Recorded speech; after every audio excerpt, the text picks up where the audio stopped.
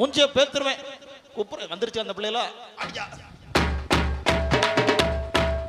டண்டனகர டண்டனகர டண்டனகர டண்டனகர